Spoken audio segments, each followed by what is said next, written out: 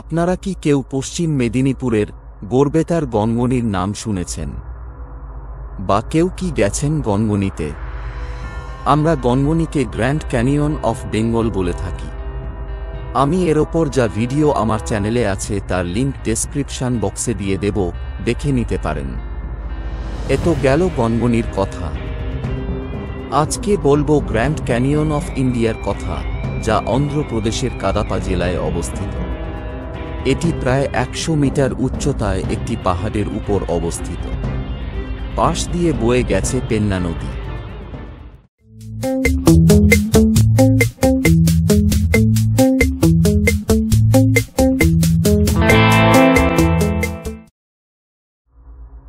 গান্ডিকোটা নামটি তেলেগু শব্দ গান্ডি বা গর্জ এবং কোটা বা দুর্গ থেকে এসেছে। গান্ডিকোটা কাইফিয়াত প্রকাশ করে যে এই অঞ্চলের বিখ্যাত প্রাচীন দুর্গটি ১১২৩ সালে তৈরি হয়েছিল। কয়েক শতাব্দী ধরে এটি বিভিন্ন রাজবংশ দ্বারা শাসিত হয়েছে, যার মধ্যে রয়েছে কল্যাণী চালুক্য, কাকাতিয়া, বিজয়নগর সাম্রাজ্য, কুতুব শাহী রাজবংশ, মুঘল সাম্রাজ্য, মায়ানা নবাব, মহীশূর রাজ্য এবং অবশেষে ১৭৯১ সালে ব্রিটিশরা। এই স্থানটির যথেষ্ট ঐতিহাসিক গুরুত্ব রয়েছে।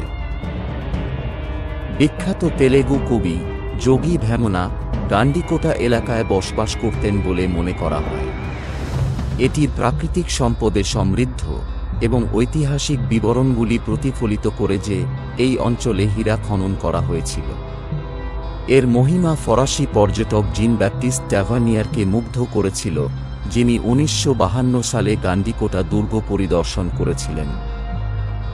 এটিকে মহিমান্বিত হাম্পি বিজয়নগরের সাথে তুলনা করেছিলেন এবং মন্তব্য করেছিলেন যে এটি গোলকোন্ডা রাজ্যের অন্যতম শক্তিশালী শহর। একজন রত্ন ব্যবসায়ী মীর জুমলা, যে রত্নগুলি বিক্রি করতে চেয়েছিলেন, তার জন্য গান্ডিকোটা ভ্রমণ করেছিলেন। মীর জুমলা সুলতানের তৎকালীন প্রধানমন্ত্রী তিম্মা নায়ারের কাছ থেকে গান্ডিকোটা জয় করেছিলেন। গান্ডিকোটায় থাকার সময় ট্যাভার্নিয়ার মীর জুমলার সাথে ঘনিষ্ঠভাবে যোগাযোগ করেছিলেন, যেমনটি তার ভ্রমণ কাহিনীতে বিস্তারিত রয়েছে।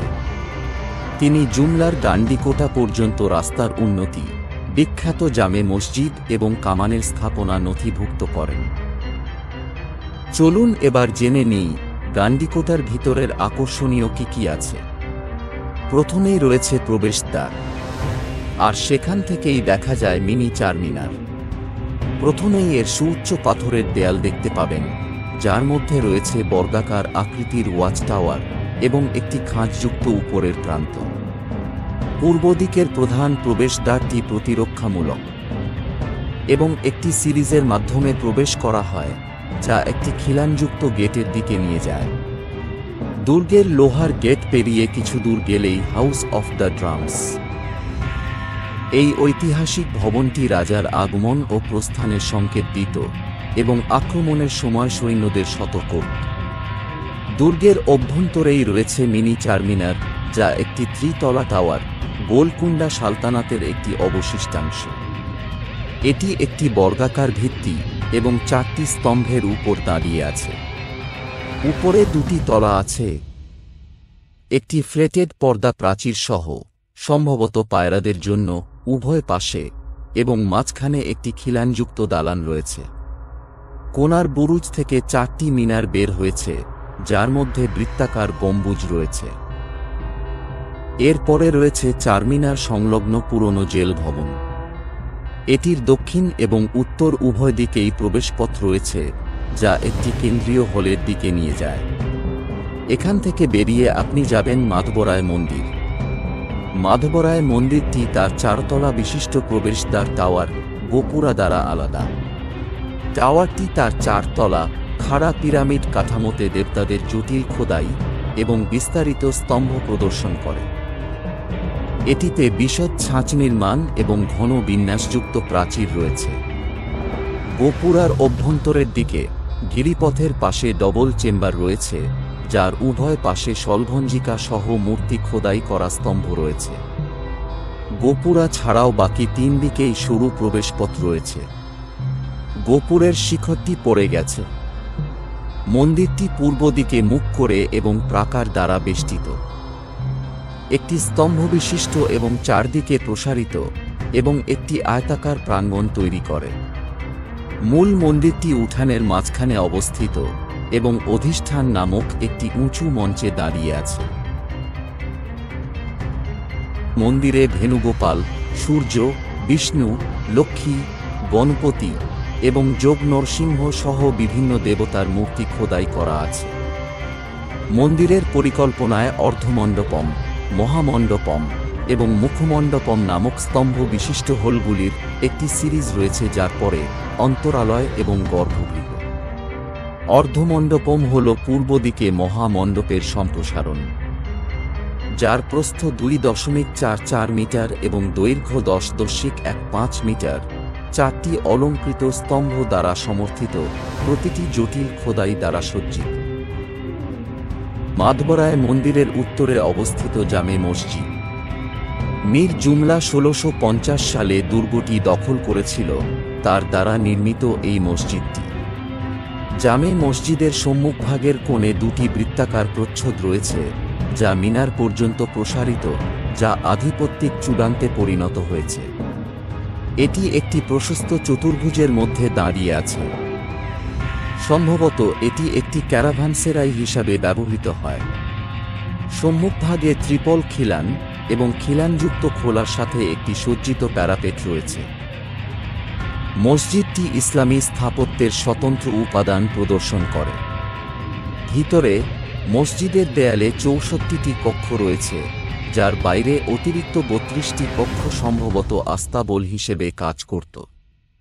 মসজিদের বিপরীতে ইরা কোনেরু অবস্থিত, যা কাঠুলা কোনেরু বা তলোয়ারের পুকুর নামেও পরিচিত।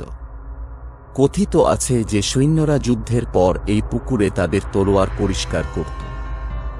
মসজিদের উত্তরে বিশাল শস্যভাণ্ডারটি, একটি খিলানযুক্ত ছাদ এবং একটি প্রশস্ত হলঘর, যা প্রতিটি 12টি বিশাল স্তম্ভের 2টি সারি দ্বারা সমর্থিত।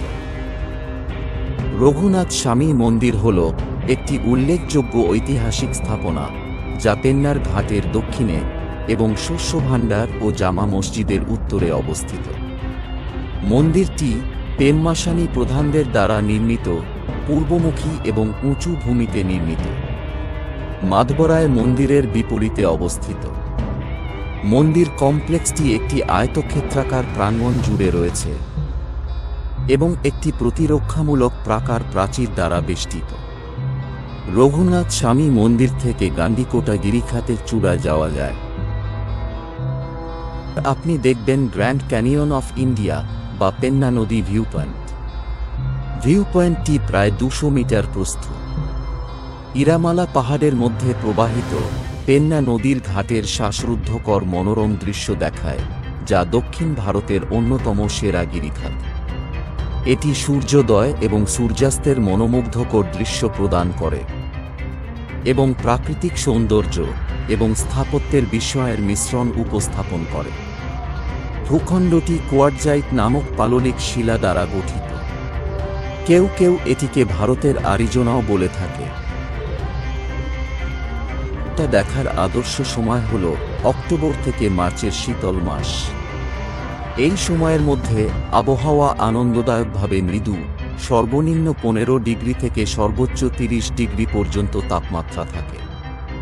বিশেষ করে নভেম্বরের কাছাকাছি ভ্রমণের পরিকল্পনা করার কথা বিবেচনা করা উচিত, যখন আবহাওয়া তুলনামূলকভাবে শীতল হয় এবং এই অঞ্চলের প্রাকৃতিক সৌন্দর্য বর্ষা পরবর্তী মৌসুমের শীর্ষে থাকে। এটি ট্রেকিং, রক ক্লাইম্বিং এবং ক্যাম্পিংয়ের মতো ক্রিয়াকলাপের জন্য একটি দুর্দান্ত সময়।